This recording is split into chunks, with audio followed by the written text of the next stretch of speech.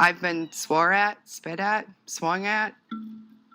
It's a very contentious environment in some areas. Mariah Lynn travels the country and tries to persuade people to put wind turbines in their backyards. I never would have imagined the amount of opposition to a renewable energy project before I lived inside this reality. Wind energy is in high demand by consumers across the country. 3 out of every 4 Americans support expanding wind turbine farms, but special interest groups are trying to change that. Near Lynn's office, this billboard reads, "Wind energy is not the answer." I drive past it on an interstate in southern Minnesota. But why is someone advertising against windmills?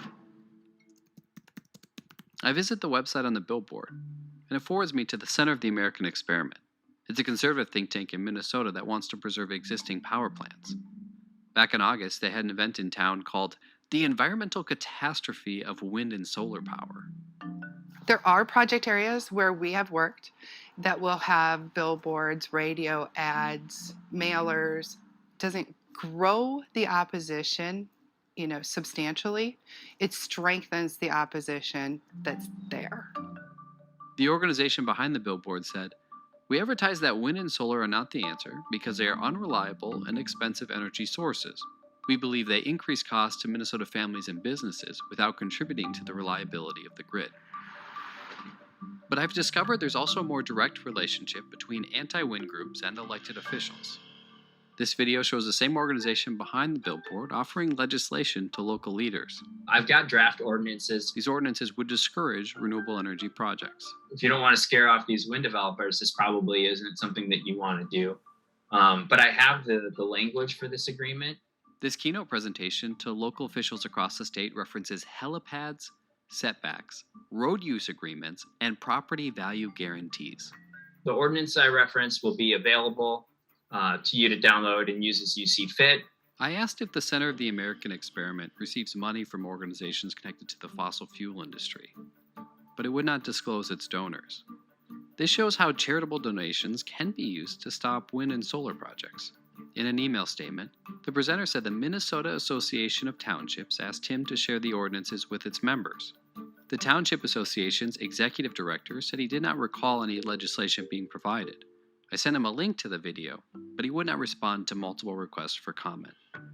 When you have an entity out there that's putting together a playbook, what it means is that group of people now has additional resources, additional tools in their toolbox, and they're connecting with more and more people who are trying to stop projects in their area. Wind farms pay landowners to place turbines on their property, and they can also provide tax revenue for the community. That wind turbine that's turning out there, if it helps make a mortgage payment or if it helps, put braces on a kid's teeth, that's part of that rural lifestyle that I want to maintain and hopefully that my grandkids will be able to improve on. But that can also drive a wedge between neighbors with turbines and those without. I'll be honest with you, I don't feel the same about some people that could sign up knowing they were going to be putting a turbine this close to you and not thinking anything of it except probably money.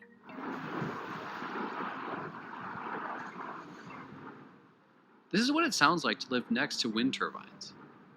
And this is what they look like at night. Sue Matson says living next to a wind farm has negatively impacted her property. It feels unjust. It doesn't feel right. The UN says the world needs to be carbon neutral by 2050 to avoid the worst impacts of the climate crisis. That requires a significant reduction in carbon emissions. But that also means that rural communities will continue to be most impacted, both positively and negatively, by the production of that energy. I would love to say that I'm in this business because I'm an environmentalist, but I'm not. I think that is a peripheral benefit of what I'm doing. I'm in this business because I truly, sincerely want to see the economies of rural America, the culture of rural America, and the future of American family farms be successful.